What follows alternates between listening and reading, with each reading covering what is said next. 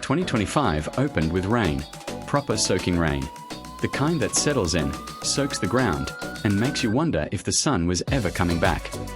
It was a wet start, very wet, but it at least kept our water tanks full. And of course, a quick shout out to the boys at South Burnett Regional Council, who kept us thoroughly entertained with their unofficial 2025 challenge. Let's see how many vehicles we can get bogged. Rain, mud, machinery, and a healthy sense of humour. Honestly, it was community theatre at its finest.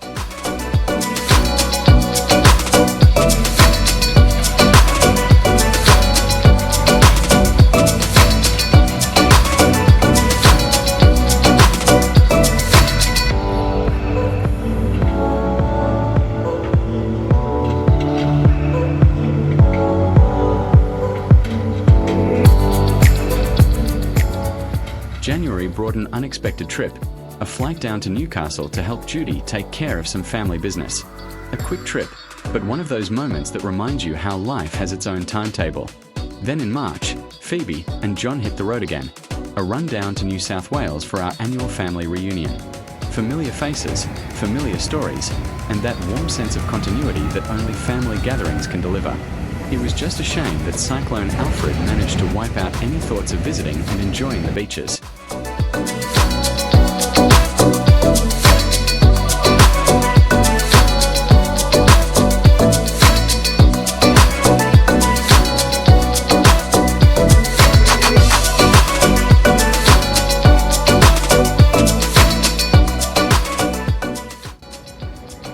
Good morning. We're at sunny Auckland. It was raining this morning, so we didn't get up till 7 o'clock. Whatever, 8 o'clock now. Yeah, so we've finally arrived. Look, there's things over there, and things over there. And there's Jude. So we'll go for a walk and let you know what's happening later on. Okay. See ya. Bye. Peace out.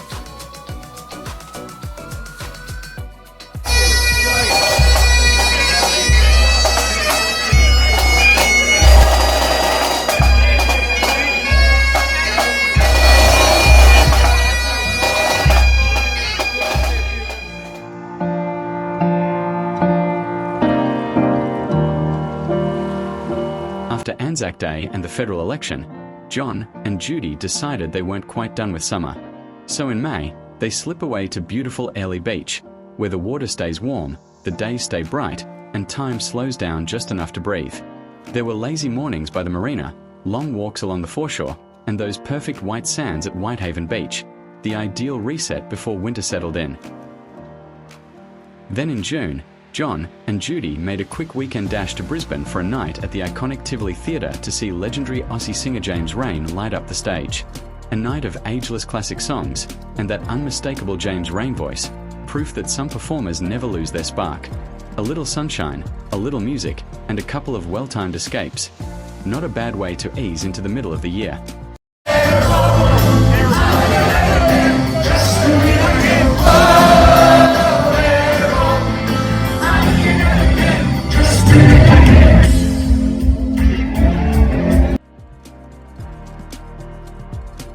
The cold winds of July could only mean one thing: rugby league.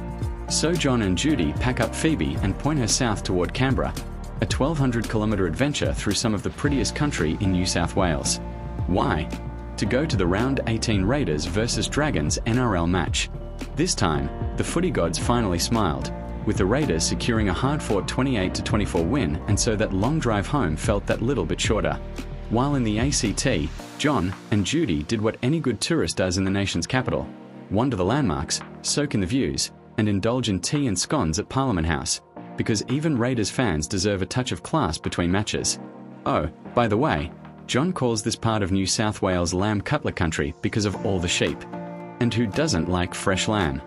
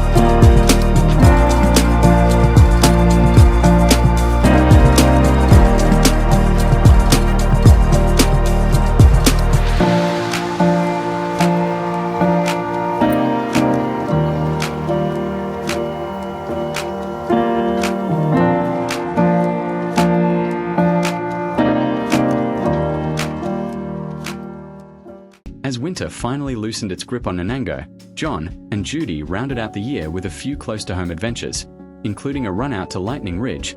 John also flew to Sydney for another family reunion, staying with Jan at her place in Wollongong. The train ride from Sydney to Wollongong is spectacular. Sweeping coastal views, cliffs, ocean, the lot, and, as the tight-ass traveller likes to remind us, it's even better when you can do it on a pension fare. This was also the moment John's right knee troubles first began to surface. Ouch.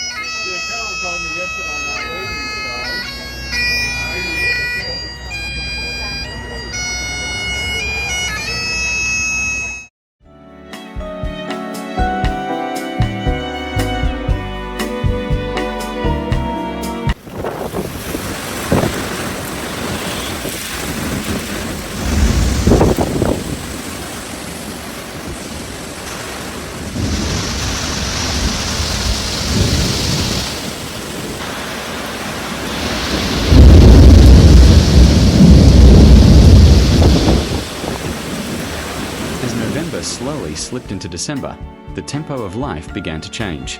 Suddenly, the calendar was overflowing with Christmas parties, community events, and all the familiar traditions that roll around at this time of year. A season of handshakes, hugs, and the kind of conversations you only seem to have when the year is winding down. One of the highlights was a day out at the Nanango races. The sun was shining, the atmosphere was buzzing, and John once again demonstrated that his horse tipping skills remain perfectly aligned with his keen on number picking skills. In other words, absolutely rubbish. But the laughs more than made up for the losses. And then, at last, Christmas arrived in Nanango. A chance to slow down, to gather, and to share the day with Mick, Heidi, and Annika. Plenty of food, plenty of laughter, and that warm feeling that only comes from being surrounded by some of the extended family. A simple, joyful way to close out 2025. As we look ahead, here's hoping 2026 brings just as many good moments, just as many stories, surprises, and shared memories. If it's anything like the year just gone, 2026 is looking great.